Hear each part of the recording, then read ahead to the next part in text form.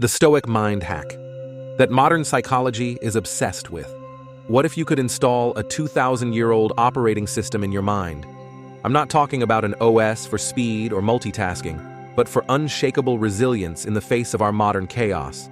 There's an ancient mental tool, once used by Roman emperors to conquer their inner worlds, that's now being championed by modern therapy as a key to mental strength. This isn't science fiction, and it's not some motivational platitude. It's a proven psychological mechanism that has stood the test of 2 millennia. And today, we're going to learn how to use it to defeat the cognitive distortions that are holding you back. Let's be honest, we live in an age of anxiety. We're bombarded by an endless stream of information, social pressures, and global uncertainty. It's easy to feel like a ship tossed on a stormy sea, reacting to every wave, every gust of wind, completely at the mercy of things you can't control. You feel a surge of anger when someone cuts you off in traffic. You feel that pit in your stomach when you get critical feedback at work. You feel a wave of anxiety just reading the morning headlines. These emotional reactions feel automatic, don't they? Instantaneous, unavoidable. They feel like they're part of the event itself. But what if they aren't? What if they're a separate layer, a story we're adding on top of the bare facts? And what if you could learn to separate that story from the facts? This is the core promise of a powerful branch of Stoic philosophy. And what's fascinating is that it's the very same principle that forms the bedrock of one of the most effective evidence-based psychotherapies in the world today, cognitive behavioral therapy, or CBT. The founders of CBT, men like Albert Ellis and Aaron Beck, openly gave credit to the Stoics. They realized these ancient philosophers were the original cognitive therapists, understanding with profound clarity that we aren't disturbed by things, but by the view we take of them. The Stoics developed a specific way to put this insight into practice, centered on an idea they called phantasia cataleptic. It translates roughly to a graspable impression, or more simply, an objective representation. This is the mind hack we're here to explore. It's a disciplined way of seeing the world as it is, stripped of all the emotional drama, the subjective judgments, and the catastrophic stories we so often plaster all over it. It's the ability to see a dead fish as just that, a dead fish, not as a ruined dinner party and a personal failure. And this isn't about suppressing your emotions or becoming some heartless robot. It's the opposite.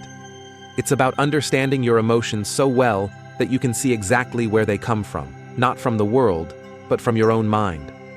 By mastering this ancient skill, you can dismantle anxiety, conquer irrational anger, and build an inner fortress of calm that no external event can breach.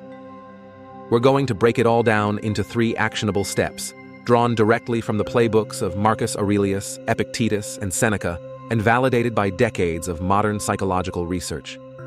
Step 1. The art of the pause, mastering your initial reaction.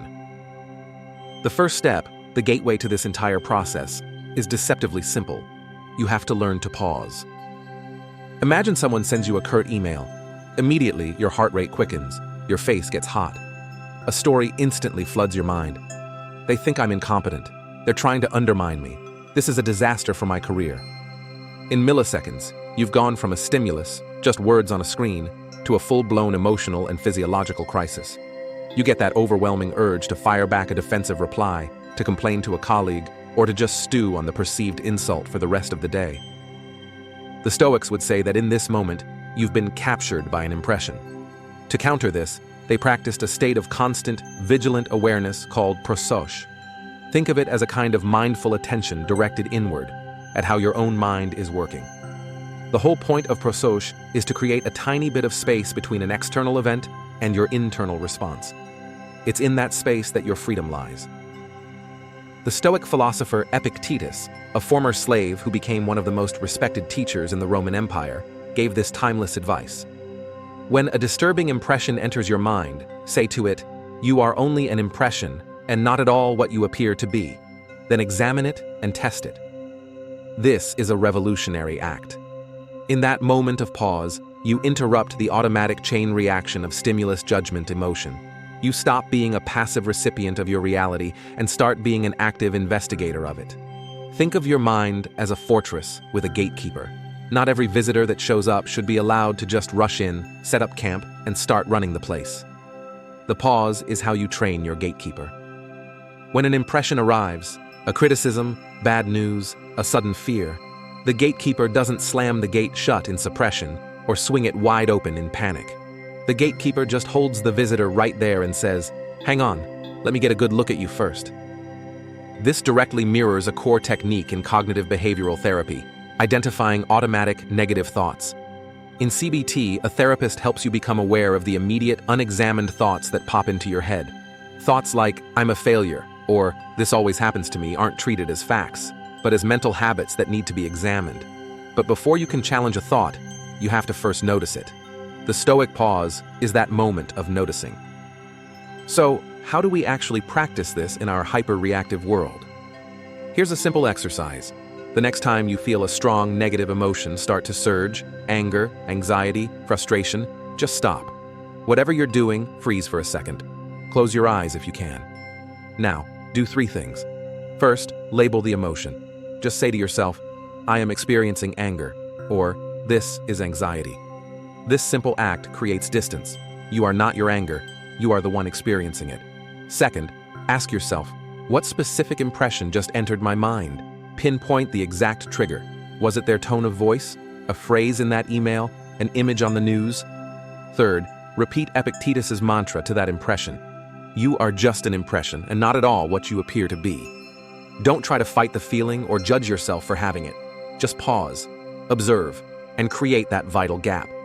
This is the first and most critical step. Without the pause, the next 2 are impossible.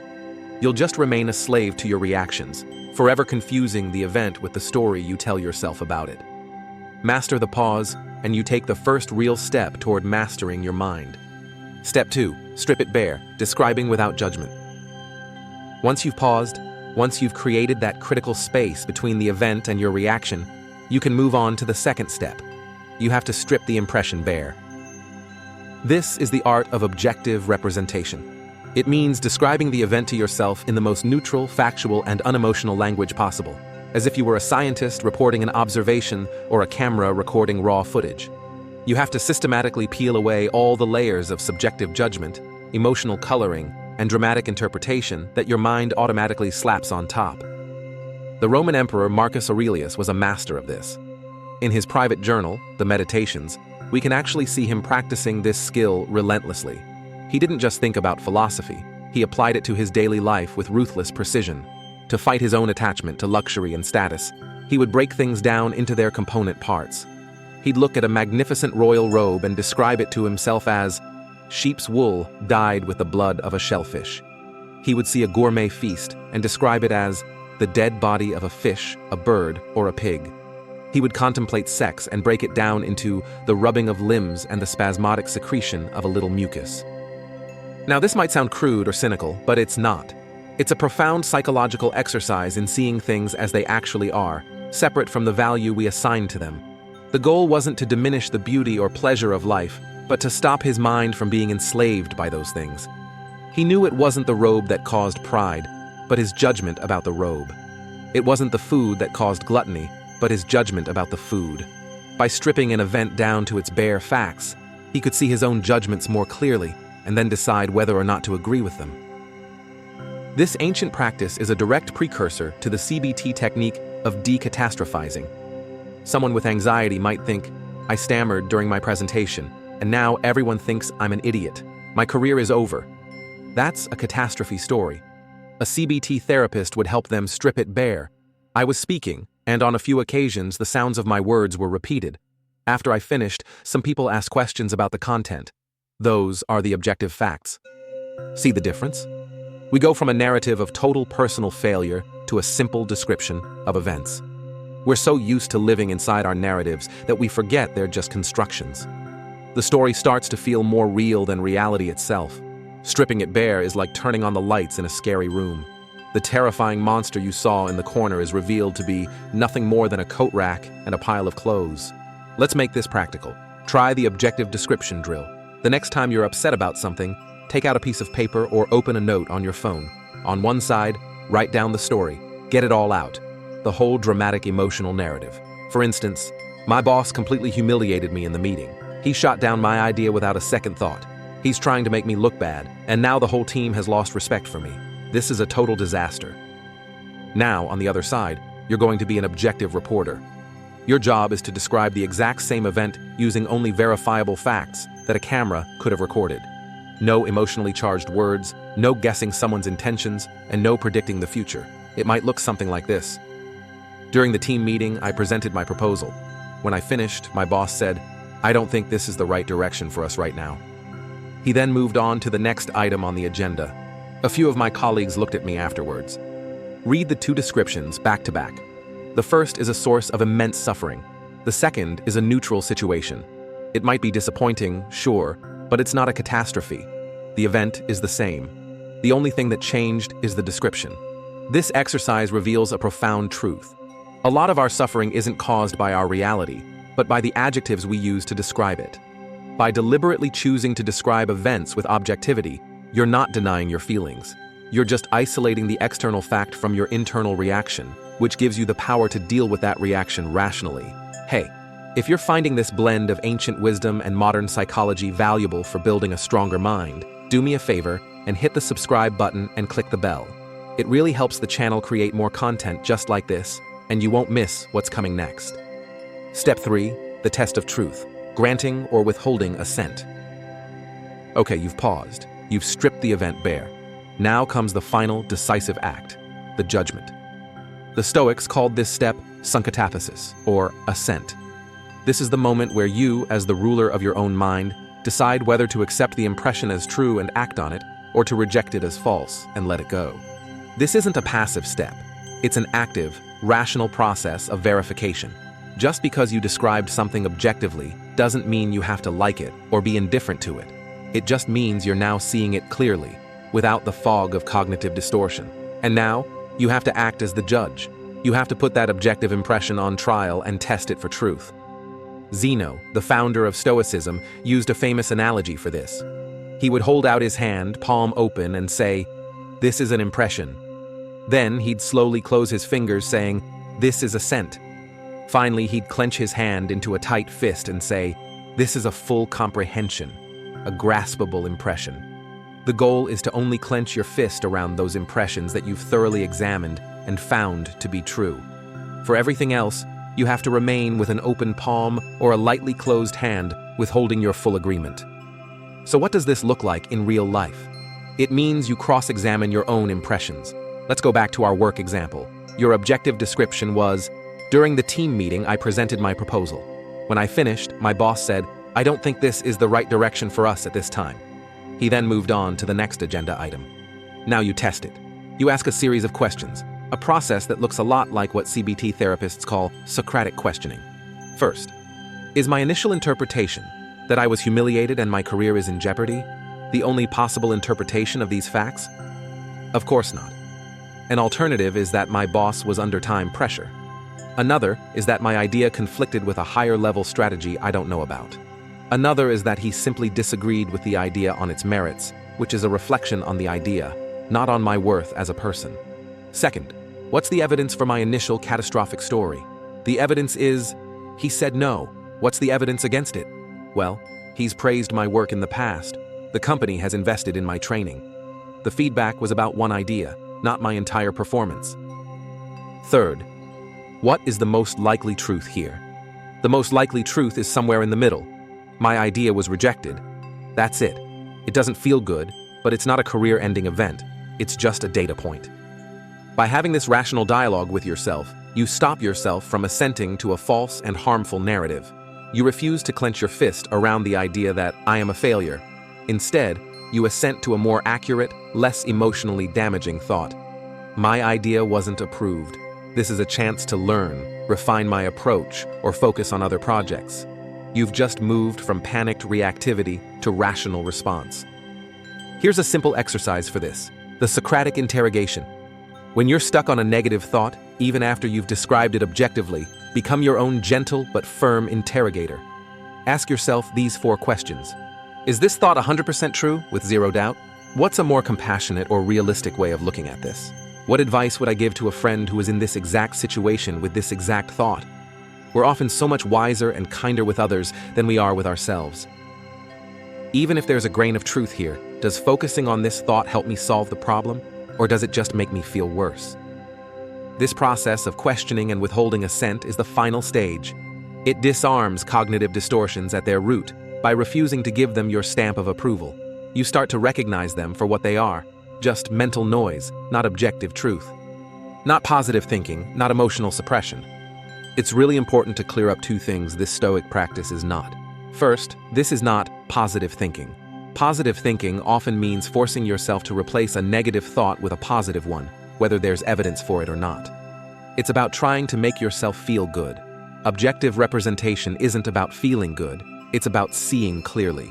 The goal is truth, not manufactured happiness. And sometimes, the objective truth is uncomfortable. A project really did fail. A relationship really is over. Stoicism doesn't ask you to pretend these things are great.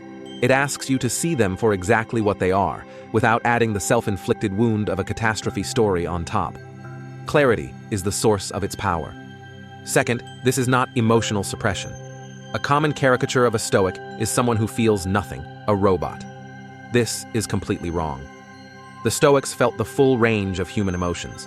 The difference is, they saw emotions as signals to be analyzed, not as commands to be obeyed. When you pause and describe an event objectively, you're not denying the anger or sadness you feel. You're simply understanding that the feeling is a product of your judgment, not a feature of the event itself. This understanding is what gives you the power to act based on reason, not just passion. It's the difference between being the master of your emotions and being their slave. For 2,000 years, from Roman emperors to prisoners of war to modern-day entrepreneurs, the principles of Stoicism have provided a solid framework for human resilience. And the core of that framework, the engine that makes it all work, is the mental discipline we've explored today, seeing things with objective representation. It's a three-step process that anyone can learn and practice. First, we learn the art of the pause, creating that crucial space between a stimulus and our response, reclaiming our freedom from knee-jerk reactions. Second, we learn to strip it bare, describing events with factual, objective language, separating reality from the dramatic stories we tell ourselves. And third, we conduct the test of truth, giving our approval only to what is rational and true, and rejecting the cognitive distortions that cause so much unnecessary pain. This isn't just dusty old philosophy. It's a practical, powerful psychological tool that modern science has validated and adopted for one simple reason: it works. It's a way to reclaim control over the one thing that is truly yours, your own mind. The world is always going to be full of chaotic events, difficult people, and unexpected setbacks. You can't control those things, but your judgments, your interpretations, and your responses, those are always up to you. As Marcus Aurelius wrote to himself in his journal, you have power over your mind, not outside events. Realize this, and you will find strength. That strength isn't a gift, it's a skill, and it's waiting for you to build it. Start today. The next time you feel that surge of negative emotion, try to pause. Try to see the event stripped bare. Question your own story. Take back your power. Thanks for watching. If you found this useful, please subscribe and maybe share it with someone who could use it. And in the comments below, let me know which of the 3 steps you plan to practice first.